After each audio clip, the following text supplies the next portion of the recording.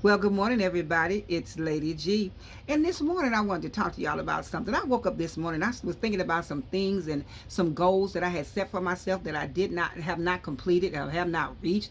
I thought about some little unfinished projects that I have that I need to finish, a book I started to write that I have not finished. And I started thinking about that. So it brought me to a story in the book because I felt like I was stagnated. I felt like I was like kind of stuck. Well, in the story in the book, there was a Shunammite woman and a prophet by the name of Elijah. Elijah would come through Shunem quite often, and each time that he would come through, the Shunammite woman would invite him in, and she would have him eat and rest before he continued on his journey. Well, as time went on, the Shunammite woman, she spoke to her husband. She said, "Honey, he comes through here a lot, and he needs to rest, and he needs to get to eat, and before he goes on the rest of his journey.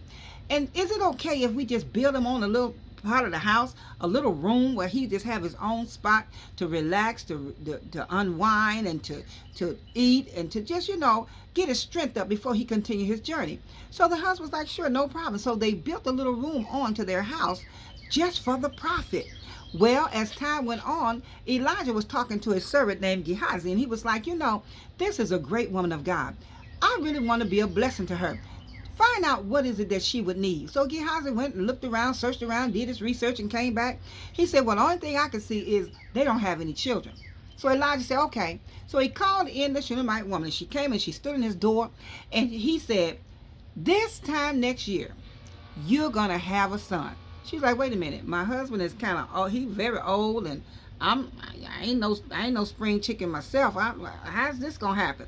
He said, "This time next year, in the due process of time, you're gonna have a son." Well, just as the man of God said, and a year later, as time went on, as the 9 months or whatever the time was, she had a son.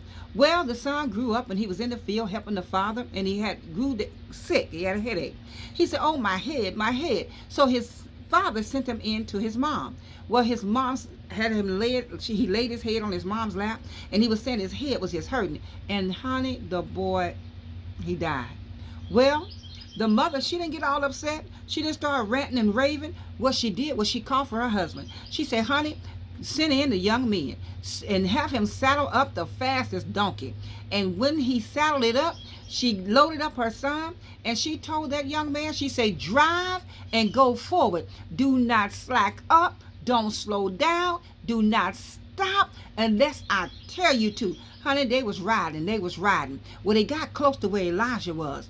And Elijah said to his servant Gehazi, he said, "That looked like the Shunammite woman. Go out there and ask her everything well. Is all well with her son? Is all well with her? Is all well with her husband?" Honey, this Shunammite woman had a dead son on her way to the prophet.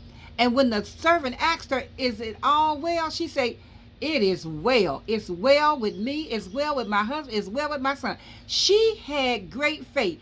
Although she was in a situation where her son was dead, y'all, no life, not just dormant, but he was dead. She said, "It is well." Honey, but as the story goes on, Gehazi went off with his staff. He prayed for the son. The son didn't survive. Wasn't revived. But honey, it came to pass that Elijah had to end up coming. He went to the house. Elijah laid up on the son 3 times. The son began to sneeze. He woke up. The Lord gave him back his life. And that made me want to think about something. And what I thought about is we need to drive and go forward. No matter how long you've been waiting to reach those goals, no matter how dead that situation may look in your life, I want to encourage you to drive and go forward. It is well. No, you may not have met your goal. No, things may not be live and popping the way you thought they would. No, maybe you're not at the place that you thought you should be at this point in your life. But I want to encourage you to drive and go forward. Don't stop. Don't slack up, but drive and go forward. Having done all to stand, stand therefore, having your loins girded about with truth. Come on, don't give up, no matter how dead that situation may look, no matter how hopeless you may think it seems. Drive and go forward. Don't y'all give up, but drive and go forward. It is well. You can do it. You will make it through the storm. You will be able to pick up that book. You will be able to accomplish that goal. Drive and go forward. Y'all, this is Lady G, and I just wanted to encourage y'all today. Before y'all leave out the cafe, I want y'all not to forget to hit that thumbs up button and share this video with somebody if you want to. And then if you're looking on YouTube, I want you to don't forget to subscribe. Hit that like button and subscribe. All right?